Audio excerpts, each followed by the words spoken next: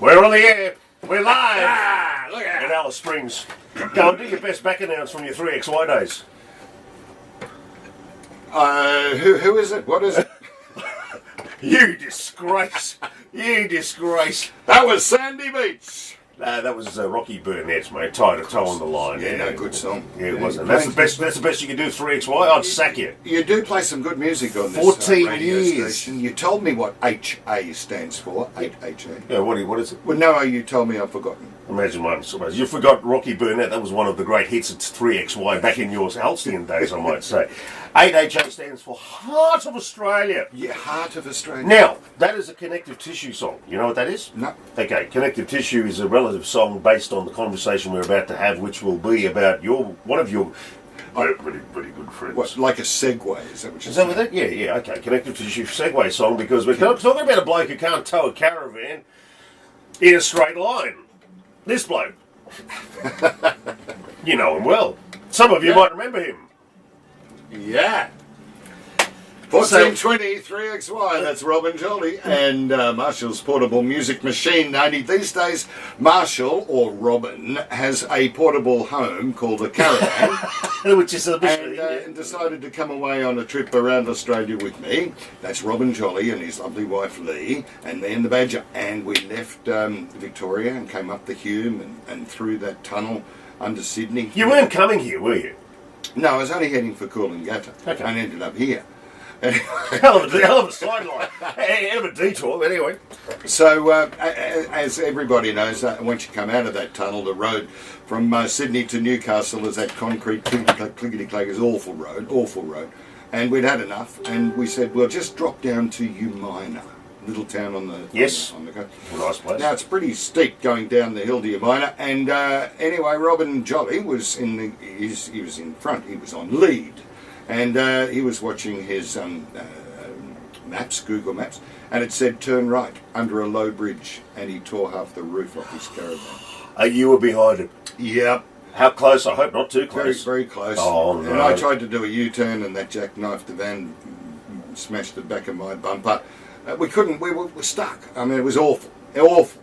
Now, when you got a hole in the roof of your caravan the size of a skylight... It's called a sunroof now. Well... Yeah, but it leaves the caravan useless because at high speed the air would go in and blow his windows out. Of course. So we were stuck in Umina while Robin had the caravan fixed, and he wasn't happy. I must admit, there's thousands of dollars worth of damage that happened there. But worse than that, he had left his home in Melbourne, and the house sitter said, "Oh, by the way, Robin, there's a fine come in the mail for you as you were travelling up the hill." Now listen to this, Sandy. What are the chances of this happening? He was travelling up the Hume Highway from Melbourne to Sydney, and he said to his wife Lee, he said, "Can you get my jacket off the back seat?" She said, "I can't reach." So she took her seatbelt off. She leaned over the back seat. She grabbed his jacket. She gave it to him and put the seatbelt back on. And they'd gone under a camera. In that space of time. What are the chances of that? And then the picture of her with her seatbelt off, leaning over the back seat, is attached to the fine at his house of $358 and 3 demerit points. You wouldn't even get up out of your seat to go to the toilet for that much less get out of bed. $180. Ready to go? And with thanks to Alice Audiology, where self-referrals are always welcome, Greg. Yes. Here in town. What a great business to be a sponsor of. Yes, The Secret the Sound. Secret Sound. Alice Audiology. Are you ready for it? Yep. Okay, here we go. Shh, shh, shh, shh, shh. Oh, God, Bruce, what have you done to us? Can I hear it again, please? Yeah, now bear in mind, right, you can read the clue. There's a whole, I was saving it for Oh, Justin you've got next clues? week. Yeah. Right. Hang on, wait, don't, not just yet. Okay. Let's listen to it one more time. He showed me. I know what it is, and I know how it's making the sound. Listen You again. do? Yeah, I Okay. do. Yeah, well, of course I have to know. Not always this early. Ooh. He has me holding out there, right? Gee, he has me holding out there for like, oh man, up to several weeks. Yeah. Before he tells you. because- Now, bear in mind with this sound, the microphone, as always, of the digital recording device, Yes, is super sensitive. So it's been magnified. Okay, so he then sits here at the end in my studio table the other day, Yeah. and he just does it in front of me with the object in his hand. Oh. I'm like, get out of here! No one would hear that in their day to day. No. He goes, put it right up to your ear, and sure enough. And I'm telling you, man, it is what it is. But that little ringing sound sounds like a bicycle bell in the background, doesn't it? But it's nothing to do with that. Can I read the clue? Yeah, of course. You spin me right around, baby, but not like a record. There you go. Secret Sound back again on Monday. It's been great to have you with the Secret Sound to help us get through that. One more listen, just a quick listen before we go. We've got to go to the news, Greg. Hold on. Now, Beach, what happens if someone says, I know what that is? They ring, do they? Yeah, but Well, what is no one's going to ring. You haven't told anybody what they do if they think they've got it. We get one caller through, and she always says, it's a stapler. Yeah, 900 AM, 8HA in Alice Springs and Crowded House there. I always thought, with Greg Evans and Sandy Beach, I always thought that Weber Barbecues should have used that as an ad. Wherever you go, take the Weber with you. That's very good. That's very good. I think the listener would have absolutely loved that because that's very clever. That is the true quick wit of Greg Evans that made him the #1 breakfast jock in 3XY Melbourne for nearly 3,000 years. Drive time, not breakfast. I did drive in the afternoon. Didn't you do brekkie as well? No, look, a little bit. Oh no, you're thinking of Gold FM. Oh, I knew you were brekkie there. So you were the drive jock. At 3XY back in the 70s. So do you remember back in the day? Now this is going to ruffle a few feathers of memory with our locals who are ex-Melbourneites, Victorians who came here and saw the light. Saw the biblical light of living in the NT and said, to hell with Victoria. Yeah. But back in the 80s and 70s with the 3XY vans that you gave away, what were they called? Sandman? The Sandman, the black. They were always black, weren't they? There was the Bedford van, which was totally tricked out with the big square headlights, had a 350 Chev in it, had the fat wheels, and man, they were next level. And we had the Sandmans. Remember the Sandmans? Perfect. Greg is going to tell us a story No, now. hang on. Listen, when I first started at 3XY, before that era, the only car we had to send out was the technician's car, and wait for it, it was a Mini Cooper. No, yeah, that would make sense. I'm talking about the vans fancy that... big time rock and roll station sending a Mini out. Mr. Bean has arrived. Peter Harrison driving a Mini. Really, Harry? Was he? Yeah. You're talking about promotions vans. I'm talking about the ones that they used to give away in competitions. The 3XY was a sticker, and the 3XY summer truck or Melbourne. Yeah. They were amazing things. It was back in the day. They took HQs. It was around the time Mad Max was on. That's it. And they took HQ panel wagons. Peter Brock driving whatever they were. Basically, exactly. Yeah. Brocky used to come and actually deliver them to the winning listeners, and so on and so forth. They had great days, weren't they? Absolutely loved it. But see, Greg when he was the big man in radio back in the day, he'd get given cars all the time. You were given cars all the time. I know where you're going. You know about the story about the Brock Commodore, isn't it? Was it the VB or the VC Brock Commodores? The VB Brock Commodore. This, mate, you've got to tell the story, and I'm going to. No, come on. Come on, just make it brief. It's the greatest story of all time. Okay, you want me to tell the story? Okay, this is the greatest story of all time, right? Okay. If I'm wrong, fix me up on this. You'll be wrong. He's been given a Brock Commodore. He's driving it around for. I'm not going to get days or weeks. You bought. Oh, did you buy it? I thought it was given to you. Go on.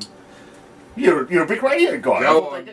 He's got a Brock Commodore, and he's sort of driving it around. It was one of the original black Brock Commodores, right, with beautiful big rims and we're talking 80s here, kids. Let's go. So he's got this Brock Commodore. He's driving it around, and then someone in Mercedes goes, "Mr. Evans, would you like to drive a Mercedes instead?" And he's like, I might do that actually. He's taking the Brock Commodore down Beach Road. Is that right, in Melbourne? But round past Luna hang Park. on. What we haven't really mentioned here is that Greg was on a long lunch. Very long lunch. We only have to say that. And Greg is doing the drive time, had to get back to the radio station by 3, and the lunch finished about 20 to 3. So off he goes in the Brock Commodore. Was it a 4-speed or a auto? Auto. Down the road, right down the beach. Luna Park. Coming around. Like a lunatic. Yeah. Coming around the corner, loses it, hits the curb, goes straight... Airborne, straight through a... Bus stop. Bus shelter. Now, have you ever seen Men in Black? Have you ever seen Men in Black? The first Men in Black, when the UFO crashes into the grass and all of the dirt goes flying up, and Will Smith standing there with his gun. Take that vision now. There's Brocky. Gone through, smashed the shelter in the air, and then hit the park, and the front wheels were broken, so therefore it was spraying up. Now tell them the next part of the story. Oh, well, I thought, hang on, I've got to be on the air in 10 minutes. Opened the back door, grabbed my briefcase, shut the door, and walked over. The traffic lights were red. There was a cab there, got in it, and straight to the radio station. Can you imagine what everyone's faces were like watching this spectacle before them? Just like James Bond gets out of the car, straight as a dime, grabs his, like in shock, mind you, so he's just sobered up pretty quick at that point. Yeah. There goes the briefcase into the back of the cab and then just take it off. Now, it turns out one of the people who saw this was a tow truck driver. That's right, he did. Tell us what happened. He was waiting at the lights and saw the whole thing happen. And by the time the lights were on green, I'm gone. This is the tow truck of the old F-truck days, which had the big bloody crane on the back of it. That's the one. The tilt trays weren't even a thing then. That's right. He knows who you are. Yeah. He knows you're Greg Evans. So what does he do? So he comes and he picks up the car, and I finished my shift on the radio, and I thought I'll get my mate just to drive past the scene to see what was there. The police were there, and he was getting it on the truck, and so I just kind of walked up, and he said, "Mate, rack off, just go away, Get out of here." And he said, "We'll deal with this another time." And anyway, I confessed the fact that it was me a week later, and your wife had something interesting to say about so it this. had nothing to do with the police anymore. But the council made me pay for the bus stop. Okay. And what was Sue's take on all of this? Do you remember? No. Yeah, here's Sue. This is when he's told the story and we're in stitches listening to it all. She goes, "Yeah, you're all laughing now. But if someone happened to be sitting in that bus stop right now, stop it! they would have kept Pentridge open, especially for Greg." But when is it? Don't tell me it's 9 o'clock already. Yeah. I've been here for 2 hours. It is almost there. It's 8:54. Chris Smith, by the way, is back on the air. Is that right? And he's now in place of Mr. Laws. Yes. And Mr. Laws is going. He's in retirement. Have we heard anything about what's happened to John Laws? Not at all. Not at all. I think that's what he wants. He doesn't want anyone to bother him now. He's in his final his resting phase. Because he was there for a while. He got out and when he came back. I get that. Yeah. But at the end of the day, it's a bit like me and flying. And after a while, you've done it so many times. There's so many hours up your belt. It's like, what am I going to do now? I'm John Law. I'm not going to. I created the world. I On the 7th day I rest.